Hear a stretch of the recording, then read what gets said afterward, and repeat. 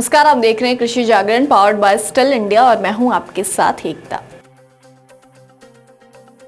केंद्र सरकार ने गेहूं की महंगाई कम करने के लिए ओपन मार्केट सेल स्कीम यानी कि OMSS की घोषणा की है, जिसके तहत गेहूं और आरक्षित मूल्य 2300 रुपए प्रति क्विंटल और चावल का 2800 रुपए प्रति क्विंटल तय किया गया है। इस बार सरकार ने कहा है कि ट्रांसपोर्ट लागत को आरक्षित मूल्य में जोड़ा जाएगा, जबकि पिछले साल पूरे देश में एक ही दर थी।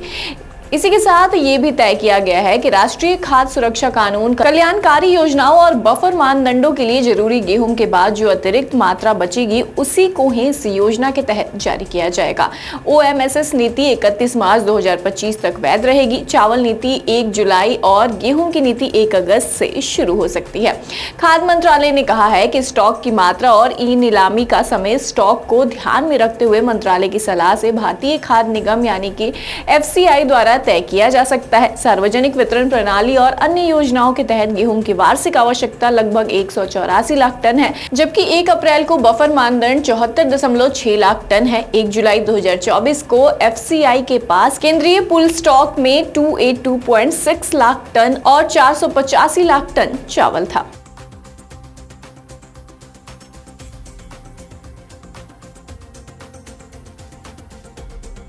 रोलर फ्लोर मिलर्स लगातार इस योजना के लिए सरकार पर दबाव बना रहे थे और अब जाकर वो इसमें कामयाब हुए हैं। उनकी यह मांग भी सरकार ने मान ली है कि गेहूं के रिजर्व प्राइस में माल ढुलाई को भी जोड़ा जाए। इससे उनके लिए गेहूं और सस्ता पड़ेगा। हालांकि एग्रेन इंडिया के राहुल चौहान ने कहा है कि देश भर में एक समान दर के कारण 2023-24 के दौरान OMSS के तहत 100 लाख टन गेहूं की रिकॉर्ड बिक्री हुई। चौहान ने कहा कि नई नीति व्यापारियों को पहले की तरह स्वतंत्र रूप से काम करने की अनुमति देगी और उम्मीद है कि बाजार में अधिक मात्रा में गेहूं आएगा, जिससे FCI यानी कि फूड कॉर्पोरेशन ऑफ इंडिया पर बोझ भी कम होगा।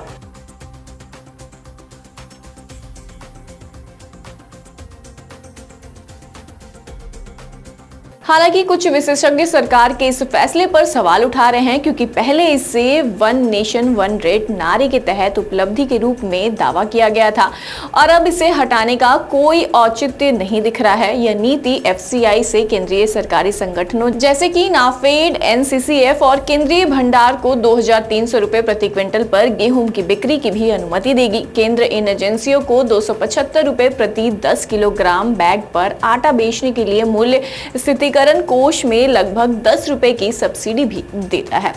लेकिन इन सबसे हटकर इस पूरी खबर पर आपकी क्या राय है, यह हमें कमेंट सेक्शन में जरूर बताइएगा। इसी के साथ जाते जाते हमारे चैनल को लाइक, सब्सक्राइब और शेयर भी जरूर से कर लीजिएगा, ताकि हमारी खबरें सबसे पहले आप तक ही पहुंचे।